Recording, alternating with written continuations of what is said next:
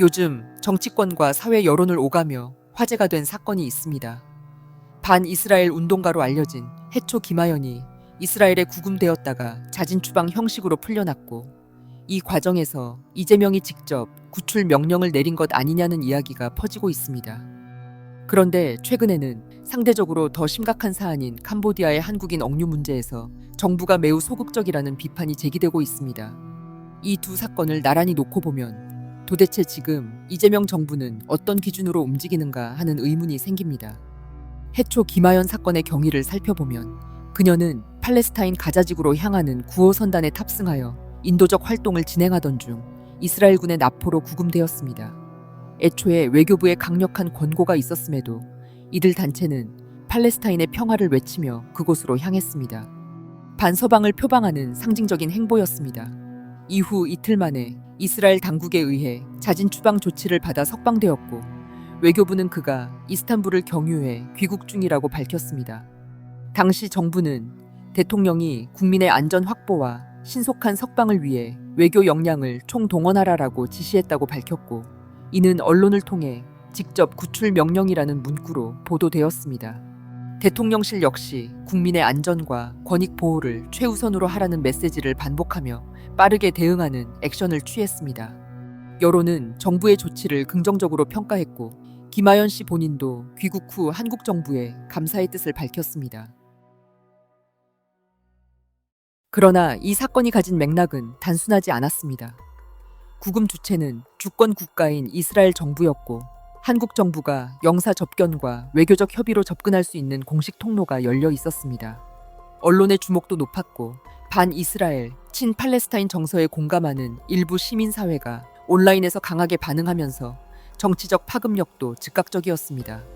이런 조건에서는 정부가 신속히 움직이는 것이 어렵지 않았습니다. 정치적으로도 부담이 적고 오히려 인도주의적 이미지를 강화할 절호의 기회였습니다. 하지만 캄보디아 사안은 전혀 다릅니다. 현지에서는 한국인을 대상으로 한 납치, 감금, 강제노동, 인신매매가 끊이지 않고 있습니다. 지난 방송에서도 언급했듯이 2024년 기준으로 관련 신고 건수가 수백 건을 넘겼고, 올해에도 신고 건수가 이미 300건을 돌파했습니다. 피해자는 대다수가 해외 취업 알선 명목으로 현지에 들어갔다가 범죄 조직의 통제 아래 갇힌 것으로 드러났습니다. 피해자들은 폭행과 전기 고문, 심지어 장기 강매 협박까지 당하는 경우도 있었습니다. 현지 언론과 국제인권단체는 이 범죄 단지들이 중국계 범죄 조직과 긴밀히 연결되어 있으며 캄보디아 내 일부 공무원이나 경찰이 이를 묵인하거나 이익을 공유하고 있다고 지적했습니다. 즉, 단순한 범죄가 아니라 중국의 영향력, 현지 권력, 국제 자금 흐름이 얽힌 복합 구조입니다. 그럼에도 한국 정부의 반응은 매우 제한적이었습니다.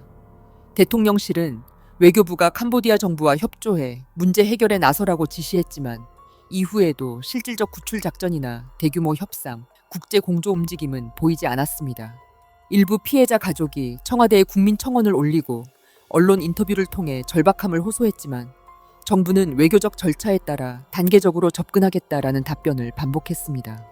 여론은 점차 냉소적으로 변했고, 팔레스타인 운동가는 구출하면서 캄보디아 억류 국민은 방치하느냐는 비판이 쏟아졌습니다. 이 같은 온도차를 단순히 사건의 성격 차이로만 설명하기는 어렵습니다. 이스라엘의 경우는 미국과 유럽이 깊게 관여하는 서방 진영의 갈등 구조 속에 있었고, 정부가 인도적 조치를 내세우며 외교적 명분을 세울 수 있는 무대였습니다.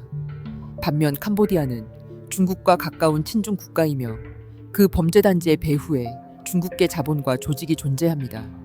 만약 이재명이 이 문제를 강하게 압박한다면 이는 그의 친중 커넥션에도 파장을 미칠 수 있는 문제입니다. 즉, 이재명 입장에서는 정치적으로 부담이 크고 실익이 적은 사안입니다. 이런 이유로 정부가 의도적으로 신중함을 가장하면서 사실상 방관하는 태도를 취하고 있다는 분석도 나옵니다. 오죽했으면 이재명의 끈이 캄보디아에도 닿아 있는 것이 아니냐는 의혹도 제기됩니다. 정치적 계산이라는 관점에서 보면 김하연 사건은 이념적 상징성이 높은 반면, 캄보디아 사안은 정치적으로 얻을 것이 없는 난제입니다. 전자는 대통령이 국민을 구했다는 선명한 메시지를 줄 수 있지만, 후자는 복잡하고 불쾌한 진실만 남깁니다. 캄보디아 사건의 본질은 국가 대 국가의 문제가 아니라 범죄 조직과 부패한 권력 구조가 결합한 어두운 현실입니다. 여기에 뛰어드는 것은 쉽지 않습니다. 그러나 국민의 생명과 안전이 걸린 문제에서 정부가 위험 부담을 이유로 뒤로 물러선다면 그것은 국가의 존재 이유를 스스로 부정하는 일입니다. 더구나 이재명 정부는 평소 국민 보호 외교를 강조해 왔습니다. 해외 체류 국민의 안전을 국가가 책임진다는 원칙을 수차례 밝힌 바 있습니다. 하지만 이번 캄보디아 사안에서는 그 원칙이 흐릿하게 적용되고 있습니다. 대통령의 지시가 있더라도 실질적인 결과로 이어지지 않는다면 이는 결국 보여주기식 대응으로 평가될 것입니다. 또 하나의 문제는 정부 내부의 인식 편차입니다. 반이스라엘 친팔레스타인 운동은 진보 성향 정치권과 시민단체에서 인도주의, 반전, 반제국주의라는 상징성을 지닙니다. 반면 캄보디아 사건은 외교, 범죄, 경제 이권이 얽힌 복잡한 현실 정치의 영역입니다. 정부가 정치적 이미지 관리에 더 집중한다면 국민 생명을 다루는 국가의 책무는 결국 이념의 우선순위 아래로 밀려나게 됩니다. 해초 김하연 사건에서 보여준 정치적 행동이 캄보디아 사건에 연결되지 않는다면 결국 김하연 구출이라는 뉴스의 헤드라인은 이재명의 편향적인 외교력을 감싸는 프로파간다와 다를 바가 없는 것입니다. 국민이 바라는 건 정치적 유불리를 떠난 일관된 원칙입니다. 어느 국민이 어떤 지역에서 위험에 처하든 정부는 동일한 속도와 무게로 대응해야 합니다. 특정 사건에는 직접 지시를 내리고 다른 사건에는 원론적 메시지만 반복하는 것은 공정하지 않습니다. 국가는 국민을 구별하지 않아야 합니다. 국민의 생명이 위협받는 순간 그 차별적 대응은 곧 정부의 도덕성을 의심받는 출발점이 됩니다. 이재명은 이번 두 사건을 통해 자신이 어떤 리더십을 선택할 것인지 분명히 드러냈습니다. 떠먹기 쉬운 김하연 사건에서는 결단력 있는 지도자 코스프레로 여론을 무마했고 정작 캄보디아 사건에서는 조심스럽게 물러나 있습니다. 캄보디아에서 억류된 한국인들은 여전히 구조의 손길을 기다리고 있습니다. 그들에게 필요한 것은 외교부의 설명이나 절차가 아니라 실제로 자신들을 구하러 오는 정부의 존재입니다. 한쪽에서는 정치적 의미가 있는 인사를 구출하며 인도주의를 외치고 다른 한쪽에서는 범죄 조직의 폭력 아래 신음하는 자국민을 방관한다면 그 어떤 명분으로도 설득될 수 없습니다. 국민의 생명은 정치적 선택지가 아니라 국가의 최소한의 의무입니다. 해초 김하연은 이스라엘군이 자신을 나체 상태로 수색했다고 주장하며 일반인은 확인할 수 없는 여러 일들을 언론 인터뷰를 통해 말하고 있습니다. 그는 이러한 경험을 바탕으로 반이스라엘 및 반미 감정을 한국 사회에 퍼뜨리고 있습니다. 그리고 한국의 주류 언론들은 이러한 그의 증언들을 대서특필하여 보도합니다. 그러나 그 사이 캄보디아에서 억류된 한국인들은 점점 잊혀져 가고 있습니다. 시청해주셔서 감사합니다.